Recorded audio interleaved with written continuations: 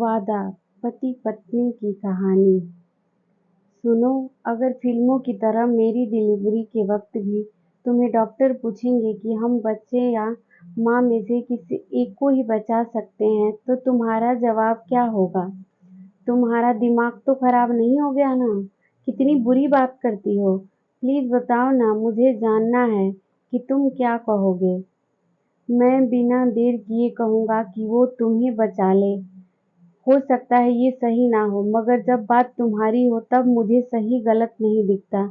मैं तुम्हारे 9 महीने की तकलीफ, तुम्हारे दर्द, तुम्हारे मातृ प्रेम और पिता बनने के मेरे सबसे प्यारे सपने को मैं एक पल की देर किए बिना भूल कर तुम्हें बचाऊंगा, क्योंकि जिस पल तुम ना रहो उसके बाद एक सांस लेने पर भी मेरी आत्मा मुझे धिक्कारेगी। नहीं, तुम मुझे नहीं, हमारे बच्चे को बचाना और उसे इतना प्यार देना कि उसे महसूस ही ना हो कि माँ ना होने से कोई तकलीफ भी होती है।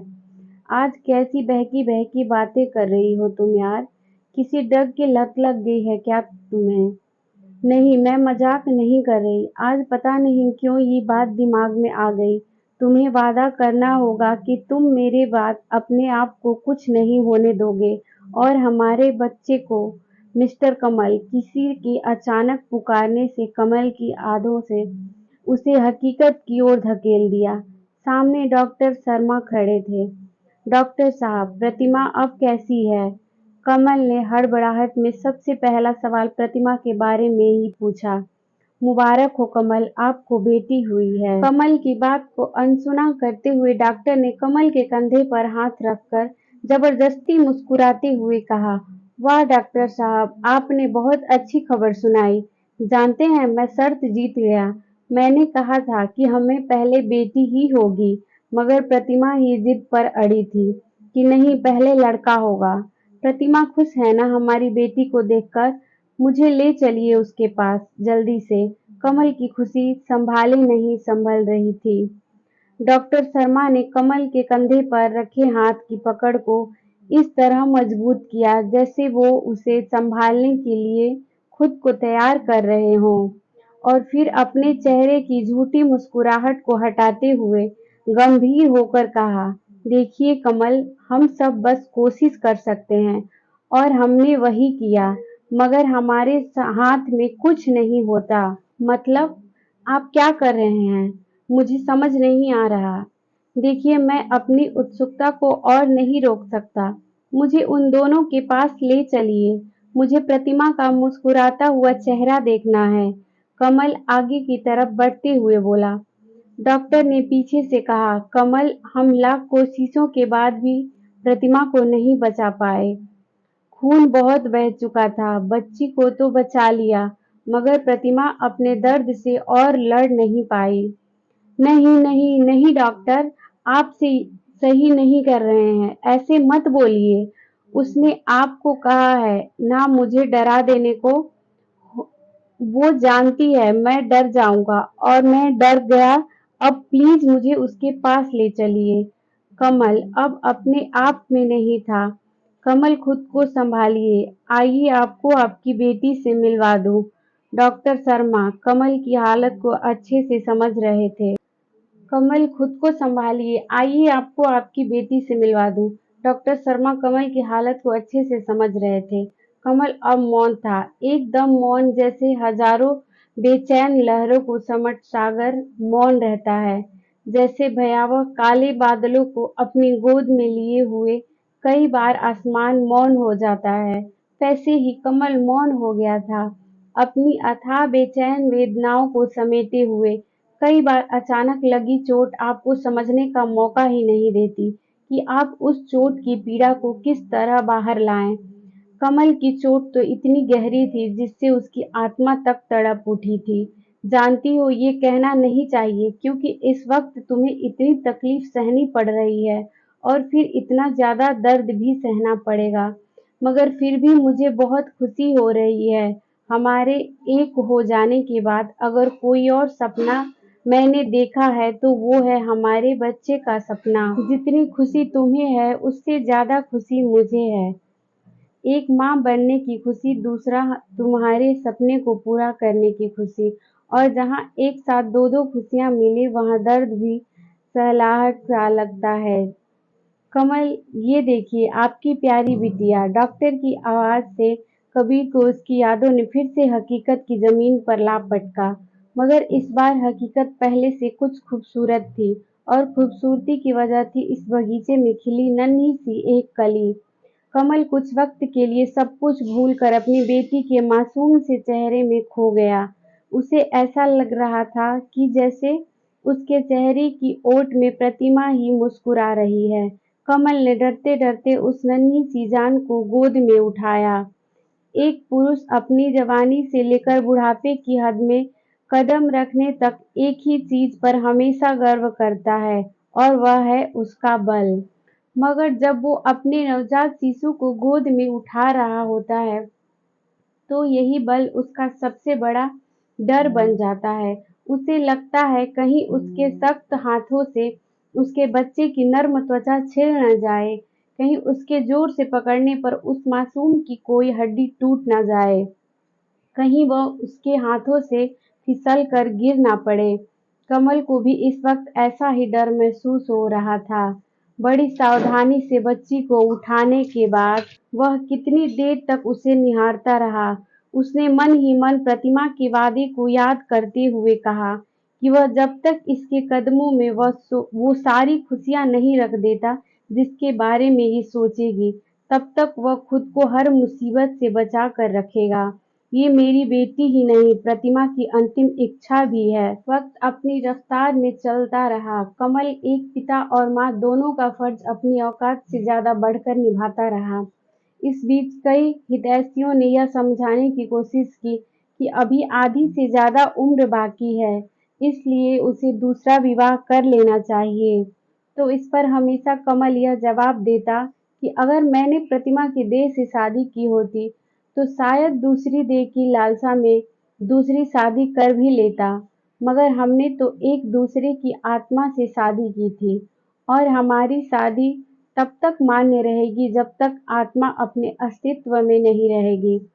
आज 26 साल बीत गए थे प्रतिमा को गए हुए, मगर कमल अब भी उससे बातें किया करता था। उसे हर रात सोने से पहले बताया करता कि आज उसने और रचना ने क्या-क्या किया। उसने हर एक बात प्रतिमा की कल्पना को बताई, जो इन 26 सालों के बीच रचना और उसके बीच हुई। उसने जब पहली बार पापा कहा, वो जब पहली बार हंसी, उसने जब अपना पहला कदम उठाया, वो जब पहली बार चलने की कोशिश करते हुए गिरी, वो जब पहले दिन स्कूल गई, उसने जब पहली बार प्रतिमा के बारे में पूछा, उसने जब-जब क्लास में टॉप किया, उसके कॉलेज का पहला दिन, उसकी एमए बीए कंप्लीट होना, उसका सुमित से प्यार हो जाना और पहली बार डरते-डरते उसके बारे में बताना, यह सब उसने प्रतिमा से बताया था। इन सब के बीच वह हमेशा माँ और पिता के रूप में बेहतर रहा, मगर तब वह बहुत बुरी तरह उलझ गया था जब एक दिन रचना स्कूल से रोते-रोते घर आई और बार-बार पूछने पर भी उसे कुछ नहीं बता पाई थी और फिर कुछ देर बाद डरते-डरते बोली थी कि पापा मैं मरने वाली हूँ, मुझे बीमारी हो गई है, मुझे आज ब्लड आया, पापा मुझे बचा लीजिए, मैं आपको छोड़कर नहीं जाना चाहती। रचना की बातों ने उस दिन कमल को उलझन में डाल दिया था कि वो अपनी सभी जिम्मेदारियों को निभाता आया था, मगर अब इस जिम्मेदारी को कैसे निभाए? वो माँ का फर्ज निभा रहा था, मगर माँ नहीं थी। उसने बड़ी आशा से यह सोचकर प्रतिमा की तस्वीर को देखा कि वही उसे रास्ता दिखाए और तब उसे लगा कि जैसे प्रतिमा कह रही हो कि डरो मत जाना, तुम में मैं हमेशा रही हूँ। कुछ देर के लिए पुरुष या पिता होने का ख्याल भुला दो। ये सोचो कि तुम नहीं, मैं उसे समझा रही हूँ। आज अगर तुमने उसे नहीं समझाया, तो शायद हमेशा वो इसे लेकर घबराती रहेगी। कमल में एक अजीब सी हिम्मत आ गई। उस दिन उसने अपने अंदर मातृत्व को महसूस किया और रचना को समझाते हुए कहा, नहीं बच्चा, तुम्हें कुछ नहीं हुआ। जानती हो, जब भगवान ने दुनिया बनाई ना, तो लड़कियों को एक पावर दी जिससे वो हमेशा सुंदर रहे। इसलिए हर लड़की के साथ ऐसा होता है और इस ब्लड के साथ साथ उनके अंदर के सारे वो कीटाणु निकल जाते हैं जो उन्हें सुंदर होने में रोकते हैं। अब आप बड़ी हो गई हो और मेरा बच्चा तो सबसे सुंदर बनेगा ना, इसलिए उसे इससे घबराने की कोई ज़रूरत नहीं। बस कुछ बातें हैं जिनका ध्यान देना होता है और कोई प्रॉब्लम नहीं है। ये सभी लेडीज़ को होता है। हाँ, एक बात याद रखना, जब उन कीटाणुओं को बाहर निकाला जाता है तो वो आपस में लड़ते हैं और उनकी लड़ाई से बॉडी में दर्द होता है। उससे घबराना नहीं। आपको कुछ ला कर दूँगा, उसे कैसे यूज़ करना है इसके लिए आपको मैं एक वीडियो दिखा दूँगा और आप उसे तब तक यूज़ करना जब जब ये ब्लड प्रॉब्लम हो। इतना सब बोलने के बाद कमल ने प्रतिमा की तस्वीर की तरफ देखते हुए लंबी सांस ली थी। उस दिन उसे ये एहसास हो रहा था कि एक पिता का माँ बनना आसान नहीं। कल रचना की शादी है। उसे अब सुमित के साथ अपनी नई जिंदगी शुरू करनी है। शाम से ही रचना कमल के पीछे पीछे है। कमल शादी की तैयारियों में व्यस्त होने के बावजूद भी रचना की मायूसी को महसूस कर रहा है, मगर उसे पता है कि यह मायूसी बस कुछ वक्त के लिए है, क्योंकि फिर सुमित उसे इतनी खुशियां देगा कि वह कभी मायूस नहीं होगी। रचना ने जब कमल को सुमित के बारे में डरते हुए बताया, तब कमल ने उसके सर पर हाथ फेरते हुए एक ही बात कही थी कि बेटी, मैंने तुम्हारी माँ के बाद बस यही चाहा कि मैं माँ और बाप दोनों का प्यार देते हुए तुम्हें हमेशा खुश रखूं। मुझे खुशी है कि तुमने अपना जीवन साथी चुन लिया है, मगर मैं भी तो बाप हूँ और मेरी यही इच्छा है कि जिसके हाथ में तुम्हारा हाथ दूं, वो तुम्हें मुझसे ज़्यादा प्यार दे। मुझे सुमित से मिलना है और अगर मुझे लगा कि वह तुम्हारे लायक है, तो फिर मुझे कोई ऐतराज नहीं। रचना ने मायूस होते हुए कहा, फिर तो कोई चांस नहीं, क्योंकि आपसे ज़्यादा प्यार मुझे कोई नहीं कर सकता। कमल जोर से हंस पड़ा। उसकी हंसी में संतोष था, यह सोच कि उसने प्रतिमा से किया वादा अच्छे से निभाया। सुमित की बातों ने कमल का मन जीत लिया था। उसने उसी वक्त उसे गले लगाकर कहा, शुक्रिया मुझे मेरी जिम्मेदारियों से मुक्त करने के लिए। उसे इतना प्यार देना कि वह मुझे भूल जाए। सुमित ने जवाब दिया था कि आप बन जाना बहुत मुश्किल है, मगर कोशिश करता रहूंगा। शाम से ही खुद को रोके रोके रात होते होते रचना आखिर कमल के कंधे पर टूट कर बिखर ही गई। अपनी अब तक की जिंदगी में रचना जितना नहीं रोई, उतना वो आज कमल के कंधे पर सर रख रख के रोई। कभी बस उसका सर सहलाता रहा और उसे वह सब समझाता रहा जो उसे उचित लगा। रोते रोते रचना कमल की गोद में सर रख कर सो गई। कमल आज से पहले जब भी प्रतिमा की तस्वीर देखता था, तो उसके चेहरे पर यह चिंता होती कि वह जिस तरह अपने कर्तव्यों का निर्वाह कर रहा है, वह सही है या नहीं। मगर आज उसके चेहरे पर संतोष था। रचना की शादी हो गई। उस दिन वो बहुत रोई और उसके जाने के बाद कमल उससे भी ज्यादा रोया। आज उसने प्रतिमा के बाद अपनी सबसे अनमोल संपत्ति को सुमित के हाथों में सौंप दिया था। रचना की शादी को 6 महीने बीत गए थे। शादी के बाद पहली बार वो 10-12 दिनों के लिए कमल के पास रहने आई थी। इस बीच हनीमून, सुमित के घर के रस्म रिवाज, इन सब में ही व्यस्त रही थी रचना। रचना ने बताया कि वह बहुत खुश है, सुमित का परिवार बहुत अच्छा है और सुमित तो जैसे आपका ही क्लोन है। फिर हंसते हुए बोली, पर क्लोन तो क्लोन होता है ना पापा, ओरिजिनल की बात ही अलग है। कमल मुस्कुरा दिया। कल रचना को चले जाना था। कमल से बहुत सी बातें करने के बाद रचना सोने चली गई। इधर कमल बहुत खुश था। वो प्रतिमा की तस्वीर को मुस्कुराते हुए देख रहा था। उसने मन ही मन प्रतिमा से कहा, देखो आज मैं अपने वादे से आजाद हो गया। मैंने हमारी बेटी के चेहरे की खुशी में महसूस किया कि मैंने अपना फर्ज अच्छे से निभाया है। तुम्हारे बिना एक पल काटना संभव नहीं था, मगर तुम्हारे वादे की वजह से बहुत लंबा सफर काटना पड़ा है तुम्हारे बिना। सोचते-सोचते कमल की आंखों का वह बांध टूट गया, जो उसने 26 सालों में बांध रखा था। कमल ने महसूस किया कि प्रतिमा तस्वीर से निकलकर मुस्कुराती हुई उसके सामने खड़ी है और उसके आंसू पोंछ रही है। कमल खड़ा हुआ और प्रतिमा की परछाई को गले लगा लिया। पापा, पापा उठिए पापा, पापा नहीं, आप नहीं जा सकते पापा। मैं इतनी बड़ी नहीं हुई कि आपके बिना रह सकूं। पापा, कल रात की ही तो हमने बात की थी।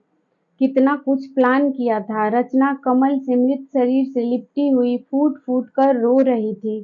सुमित उसे चुप कराने की कोशिश कर रहा था। रात का सोना घर सुबह अफसोस जताने वालों की भीड़ से भर गया था।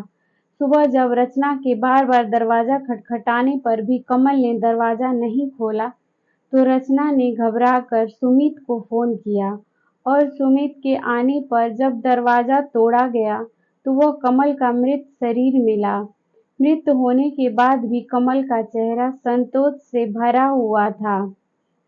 संस्कार के वक्त जब कमल की देह पंच तत्व में विलीन हो रही थी, तब एक कोने में वो प्रतिमा के साथ खड़ा था।